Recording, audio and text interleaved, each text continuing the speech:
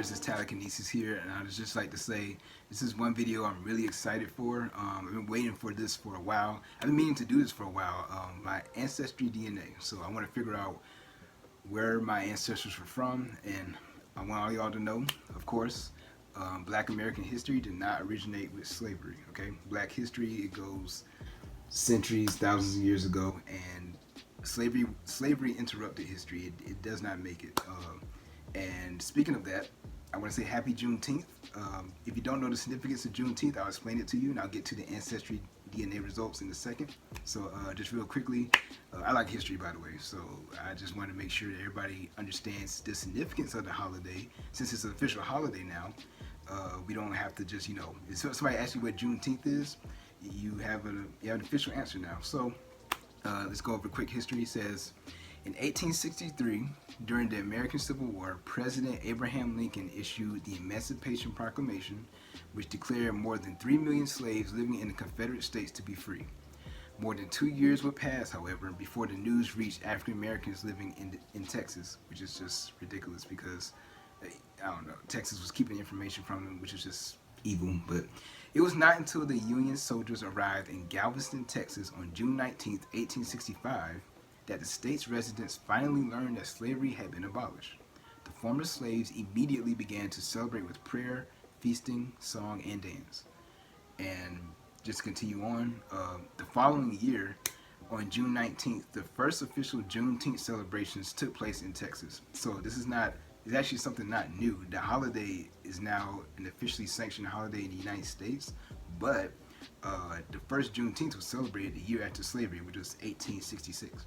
So, the original observations included prayer meetings, and the singing of spirituals, and celebrants wore new clothes as a way of representing their newfound freedom.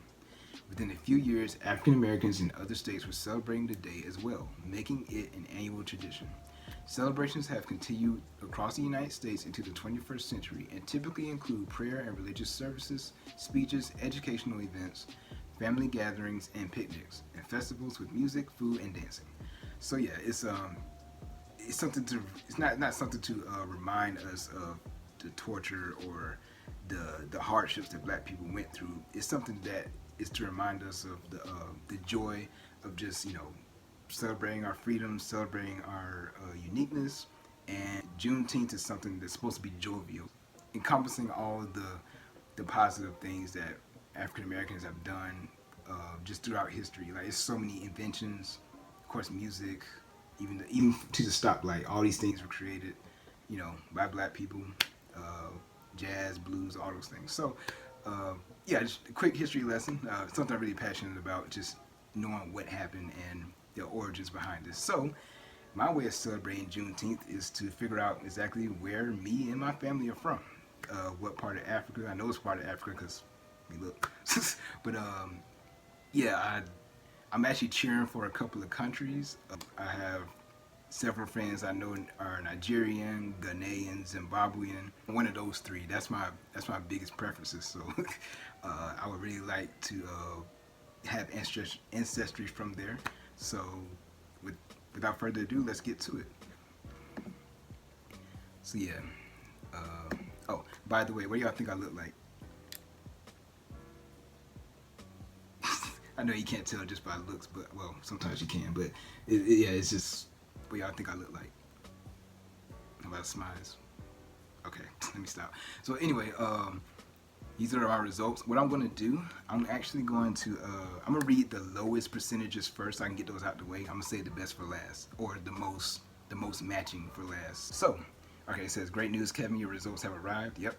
Ethnicity breakdown, DNA story, and DNA matches. Okay, cool. So, what we're going to do, it gives me a map. All right. By the way, I got my results from Ancestry DNA.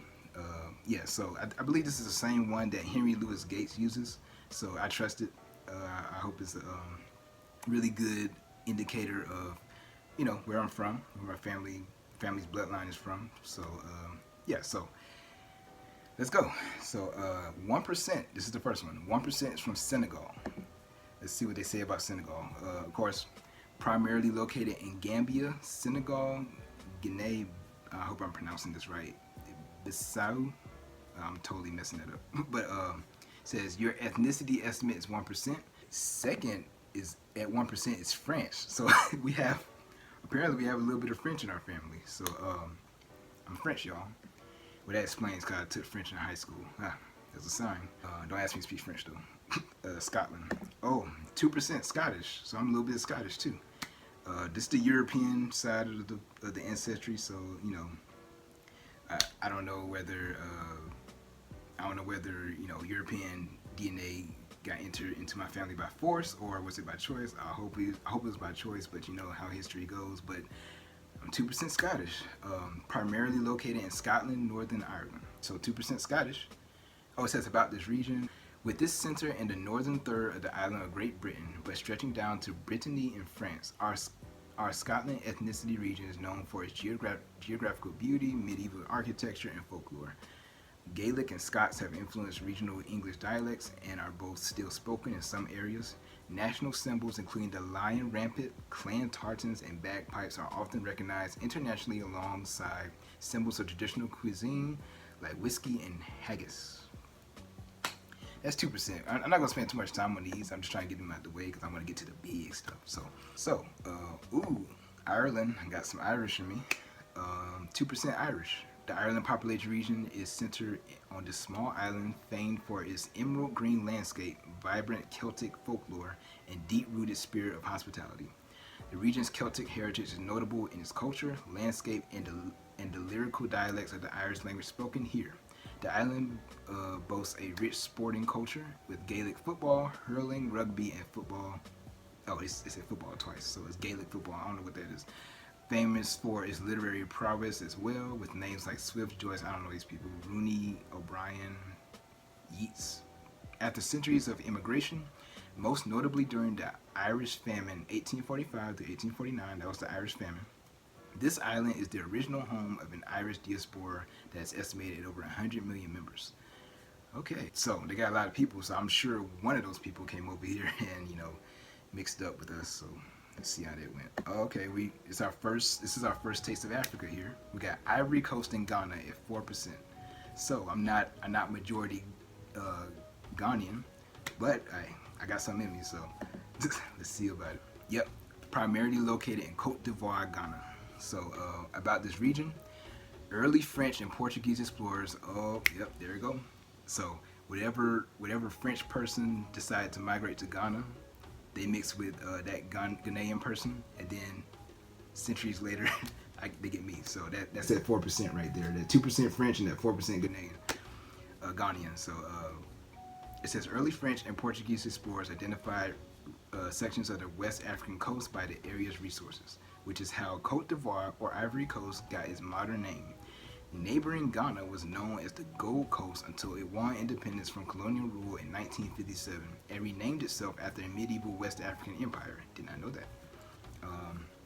Today, more than 46 million people live in the two countries, which depend less on gold and ivory than they do chocolate. Really? Oh, Ivory Coast and Ghana produce more than half of the world's cocoa. Wow.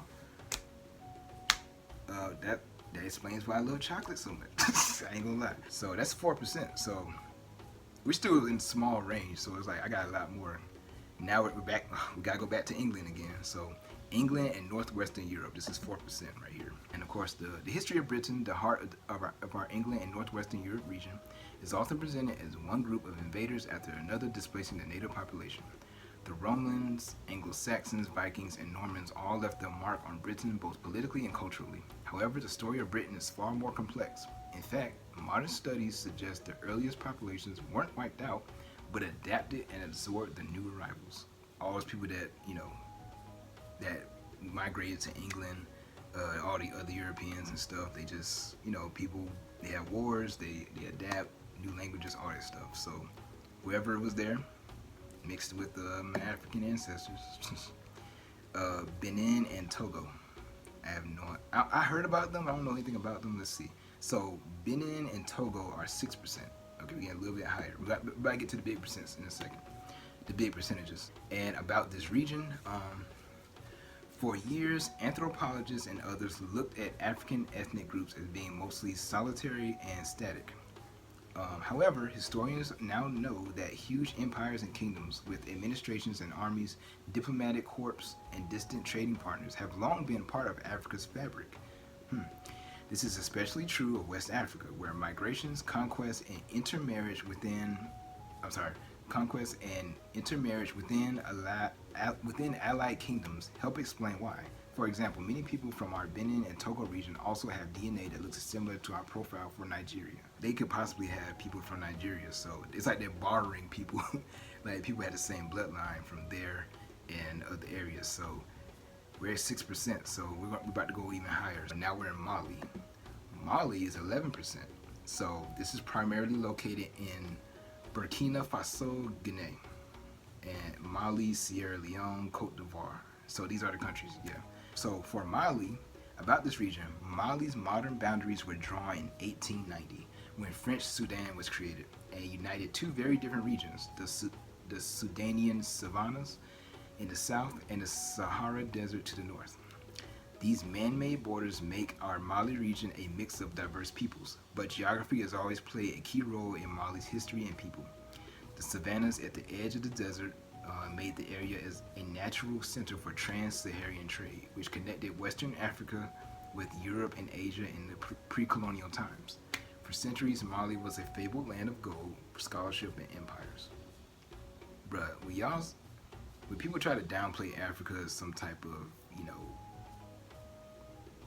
third world civilization, or they think that, there's no intelligence, education there, bruh, so much of these universities and stuff, the idea of it originated in Africa. Like, you see right here, it's like they're involved in trading, like cultural centers. They were involved in all types of knowledge, transferring. Like this stuff is transporting. Like Africa originated so much. Like nothing new under the sun. We get that, but when you look up European history, look up history, South America, whatever, somebody from Africa decided to, migrate, or they influenced those people who learned that stuff. So so many things originated from Africa. It makes no sense. Like, it makes no sense for people to downplay the continent. It's that important. So we're done with Mali. Oh, here it goes. This is so close. The top two categories. Number 2, it says Nigeria at 32%. About this region. Our Nigeria region takes its name from the most populous country in Africa. I actually knew that because my Nigerian friends told me. Where more than 168 million people live in an area about twice the size of California. I didn't realize it was that small. In fact, Nigeria has 6 cities with populations over 1 million. The United States has 9. Dang, that's like, okay. So basically, where you see a city in Nigeria, it's gonna be a lot of people. From its tropical south to the arid north, Nigeria as a country is a concept and product of colonialism, bringing together more than 250 ethnic groups within fairly arbitrary borders. There's so many ethnic groups in that one area. Nigeria holds just so much rich history. So many people go there. I mean, so many of the ethnic groups from that one area. There's so much of a mixture of people there that you're just gonna get. You're gonna have a lot of ancestors that originate from there. So, hey, I'm proud to be Nigerian. Hey, but that's not the final category. Here's the next one. Number 1, in terms of ethnicity estimate. Here we go. It says Cameroon, Congo, and Western Bantu peoples.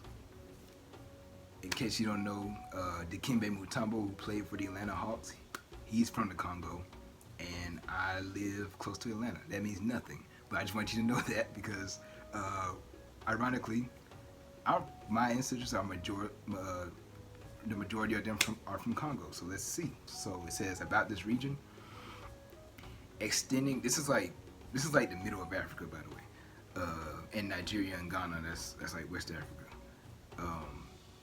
So yeah, the Cameroon, Congo, and the Western Bantu peoples. Extending through the heart of Africa, our Cameroon, Congo, and Western Bantu peoples region winds through tropical rainforests. I knew that because of that region. Humid savanna and semi-arid desert. Starting about 3,000 years ago, Bantu speaking people spread from an area around the border of modern day Cameroon and Nigeria through much of sub Saharan Africa in one of the greatest migrations in human history. Today, the region is home to unrivaled ethnic and linguistic diversity. There you have it. I'm either from Cameroon, Congo, or straight up Nigerian. Because of the migration, they said that the Bantu-speaking people spread from an area around the border of modern-day Cameroon and Nigeria, which means those two areas, they were just, those people mixed so much that it could be either or. Like they both had the same people technically from that time period. So it's so close. So I'm like, I could be either or. So you can put one or two. I'm gonna rep both, but because Nigerians are so cool, hey, Team Nigeria, let's go. See y'all in the Olympics. I'm just kidding. But yeah, that's the winner. We got number one and number two.